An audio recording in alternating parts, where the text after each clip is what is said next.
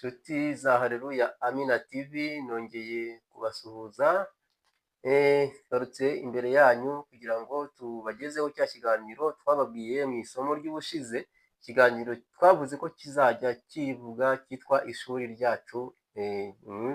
Niwo munsi wa mbere tugitangiyeho, ni ikiganiro tuzajya tuganiramo ibintu byinshi byateza umugenzi ujya mu ijuru imbere, tugahugurana mu ijambo ry'Imana kandi tugakomeza tureba n'ibindi bintu byawuteza imbere by'ubwenge, ibintu byafasha umukristo, byafasha umuntu wese Imana yaremye kubasha kugera mu gihugu cyo mu ijuru.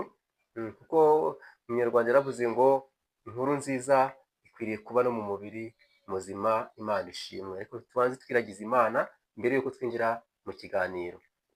Imana Data wa twese wo mu ijuru, Imana yaturemye n'ukuri ikatuzishyira muri ino si, ikaduha umucunguzi Kristo, kuko mwami Imana yacu agakiza ni kari akacu. Ariko n'ukuri Data watwunze, warongeye utwunga nawe, utwungira muri Kristo, utwungira mu rupfu rw'umwana wawe Yesu Kristo wagize neza. Ushimwe kandi uhabwe icyubahiro. Isaha nk'iyo turasenze kugira ngo uhe umugisha buri wese ukurikiranye iki kiganiro, uhe umugisha buri wese waremye, yaba umukobwa, yaba umugabo, yaba umusore, yaba umubyeyi, yaba umwana muto, buri wese abona umugisha uturutse ahera hawe aho uri mu ijuru.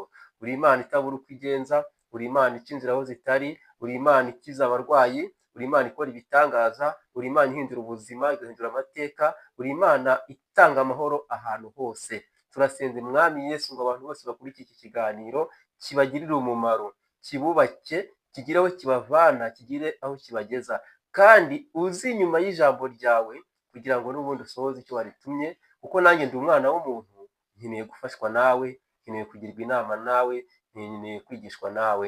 Dusengeye abarwayi kugira ngo bakize, abarwayi bari mu bitaro bakize, abarwayi bari mu bisasiro byabo mu rugo bakize, bahe imiti itaryana, kuko nta yindi nzira munsi y'ijuru Kristo twahawe yo gukirizwamo. Urakoze cyane kubyumvishe. Imigambi y'abadayimoni yose twishubije ikuzimu mu izina ryawe Yesu Kristo. Tukweretse iki kiganiro ishuri ryacu kugira ngo azabe ari wowe ukiba mu mwanya wawe, ugifata mu mwanya wa mbere, ari wowe ugira abanyarwanda inama, aba ari wowe ugira abatuye isi inama, aba ari wowe ugira abakwizeye inama, aba ari wowe ugira abatarakwizera inama. Njye ntacyo ndicyo, ndi umwana w'umuntu, nanjye nkeneye gufashwa nawe, nkeneye guhemburwa nawe, nkeneye ubwenge buturutse kuri wowe, kuko nzi ko uri Imana itanga itimana.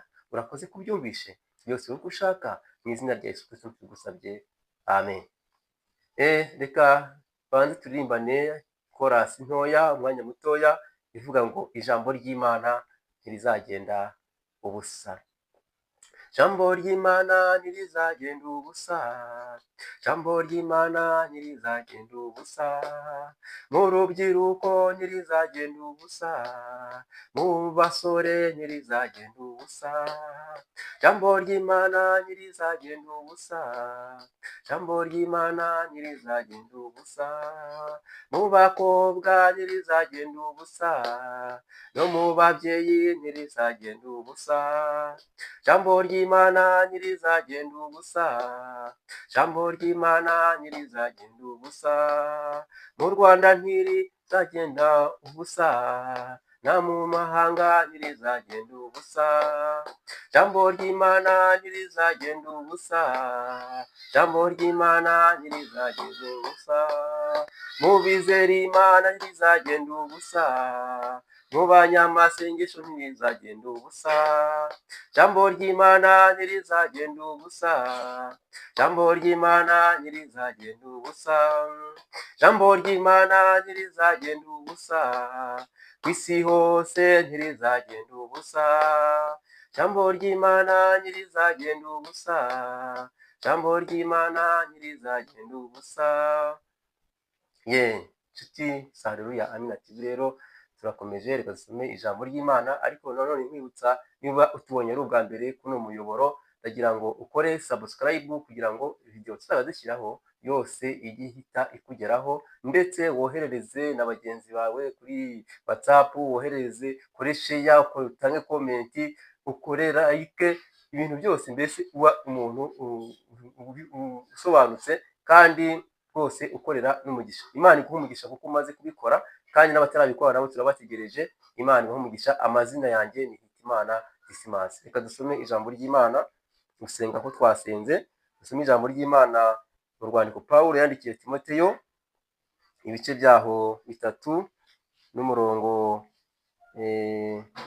wa 16. Handitse ngo ibyanditswe byera byose byahumetswe n'Imana kandi bigira umumaro wo kwigisha umuntu no kumwereka ibyaha bye no kumutunganya no kumuhanira gukiranuka, kugira ngo umuntu w'Imana abe ashyitse afite ibimukwiriye byose, kugira ngo akore imirimo myiza yose.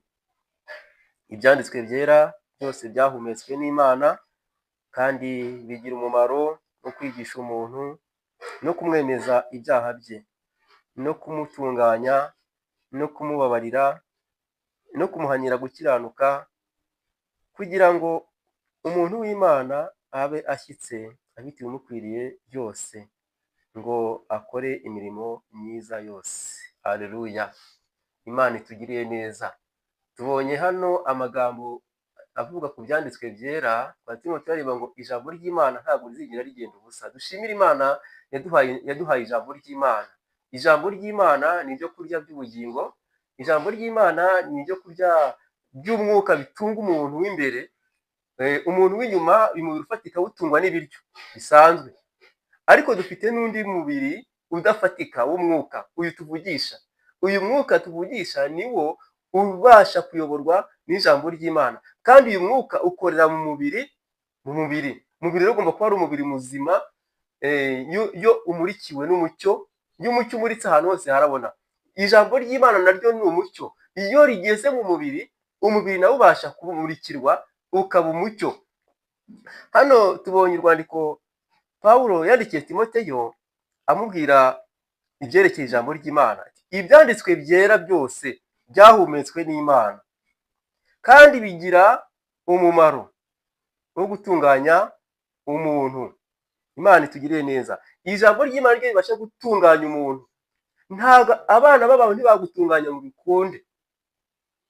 Abana b'abantu ntabwo bagutunganya ngo bikunde. Niyo bagufunga, niyo bagukubita, niyo bagira ibindi bintu bagukorera, Imana itakumurikiye, ijambo ry'Imana itakumurikiye, ntabwo ushobora rwose kwihana, ntabwo ushobora rwose kuba umuntu, ntabwo ushobora rwose kuvuka ubwa kabiri. Ni ukuvuga ngo imbaraga zisanzwe cyangwa se igitsure gisanzwe ntabwo gishobora gutuma uvuka ubwa kabiri, ntabwo gishobora gutuma uba umwana w'Imana, ariko ijambo ry'Imana ribasha gutuma uba umwana w'Imana. Ibyanditswe rero byera byose biva ku Mana, byavuye ku Mana, byahumetswe n'Imana kugira ngo bisange umuntu, bimwigishe, bimweze, bimutunganye, bimurere neza, bimugaburire, kugira ngo umuntu aba afite ibimukwiriye byose, kugira ngo umuntu aba afite imbabazi, ni uko afite ijambo ry'Imana, kugira ngo umuntu aba afite urukundo, ni uko afite ijambo ry'Imana, kugira ngo umuntu aba afite kwihangana, ni uko aba afite ijambo ry'Imana, kugira ngo umuntu abe umunyembabazi, ni uko aba ayobowe n'ijambo ry'Imana. Hano rero Pawulo aryandikira Timoteyo ati, mwana wanjye, mukozi w'Imana, ibyanditswe byera byitondere, byose byahumetswe n'Imana, byose bituruka ku Mana. Akamaro kabyo ni ukwigisha umuntu, ni uguhanira umuntu gukiranuka. Iri jambo muryumve neza. Ni uguhanira umuntu gukiranuka. Ntago iyo ukiranutse uhanwa, ahubwo ijambo rikurinda gukiranuka, ahubwo ijambo rikubuza gukiranirwa, bigatuma ukiranuka. Imana yacu tugirire neza. Tuzakurikiranya iri jambo ngo umuntu azahanirwa gukiranuka. Oya, ntabwo umuntu azahanirwa gukiranuka, ahubwo rimuhanira. Ijambo ry'Imana rimuhanira, rimugira inama, rimwereka, rimumurikira inzira yo gukiranuka. Imana yacu itugiriye neza.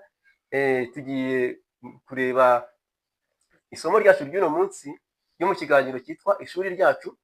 Ni ikiganiro turareba ibintu 10, ibibazo 10 ushobora nawe kuba wibaza kw'iri jambo ry'Imana. Ushobora kwibaza kuri Bibiliya, ku gitabo cyitwa Bibiliya. Ibibazo 10 turajya twibaza ikibazo, nyuma tunagisubiza.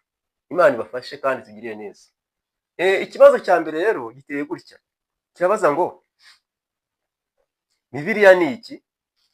Ikibazo cya mbere, Bibiliya ni iki? Igisubizo, Bibiliya ni igitabo gitagatifu kigizwe n'ibice bibiri.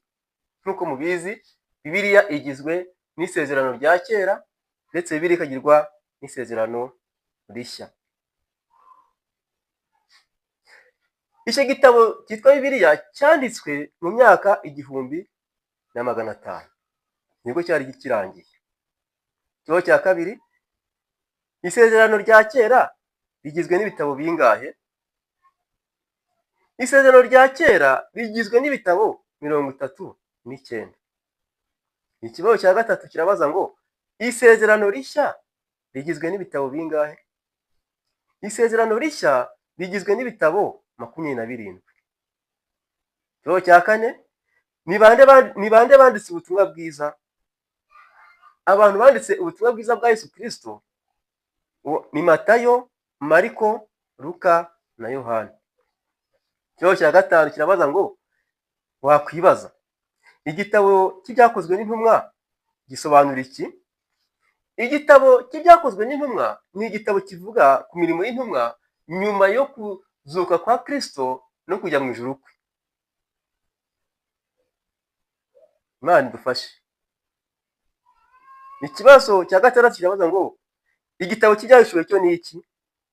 Igitabo cy'ibyahishuwe ni igitabo cya nyuma cyanditswe na Yohana, kivuga ku bintu bizaza, kikavuga ku kugaruka kwa Kristo, kikavuga no ku minsi y'imperuka, kikavuga no ku bwami bw'Imana. Imana idufashe. Ikindi kibazo cya karindwi ushobora kwibaza, wakwibaza ngo umurongo w'ingenzi muri Bibiliya ni uwuhe? Umurongo w'ingenzi muri Bibiliya ni uwuhe? Igisubizo, imirongo y'ingenzi muri Bibiliya ni myinshi, ariko uw'ingenzi cyane ni uwo muri Yohana ibice 3:16, uvuga ngo kuko Imana yakunze abari mu isi cyane byatumye itanga umwana w'ikinege kugira ngo umwizera wese atarimbuka ahubwo ahabwe ubugingo buhoraho. Kuko Imana yakunze abari mu isi cyane byatumye itanga umwana w'ikinege kugira ngo umwizera wese atarimbuka ahubwo ahabwe ubugingo buhoraho. Ikibazo cya munani wakwibaza ni ikihe? Ni iki ngiki. Ese Bibiliya yanditswe mu zihe ndimi? Bibiliya rero yanditswe mu ndimi eshatu. Yanditswe mu Giheburayo, yandika mu Kinyarameki, yandikwa no mu Kigiriki. Ikibazo cya 9, Bibiliya yanditswe ya mbere mu Kinyarwanda yanditswe ryari? Bibiliya ya mbere mu Kinyarwanda yanditswe mu 1957. Harimo Bibiliya yera ikoreshwa n'itorero ry'Abaporoso, harimo na Bibiliya ntagatifu ikoreshwa n'itorero muri Kiliziya Gatolika. Ikibazo cya nyuma ariko ikibazo cya 10 kiravuga ngo ushobora kwibaza, mbese Bibiliya koko ni ijambo ry'Imana? Icyo kibazo abantu benshi barakibaza. Ese koko Bibiliya ni ijambo ry'Imana? Igisubizo, Bibiliya si ijambo ry'Imana, ariko muri Bibiliya dusangamo ijambo ry'Imana. Imana rero ibaho umugisha. Ikiganiro cyacu cy'uno munsi, ishuri ryacu natwe kigarukirije. Wifuza kutugira inama cyangwa se kutwungura ibitekerezo, ubyandikire ko muri comment. Nomero zacu uzirebe muri notification y'iri somo, noneho uzaduhamagare utugire inama. Kandi no muri comment ntabwo bibujijwe. Reka dusoze dushimira Imana. Imana turagushimye, tugushimiye ko wandikishije Bibiliya ndetse ukayishyira mu ndimi twumva. Bibiliya ni ibiryo, Bibiliya ni ubuzima, Bibiliya ni amahoro, Bibiliya ni urukundo.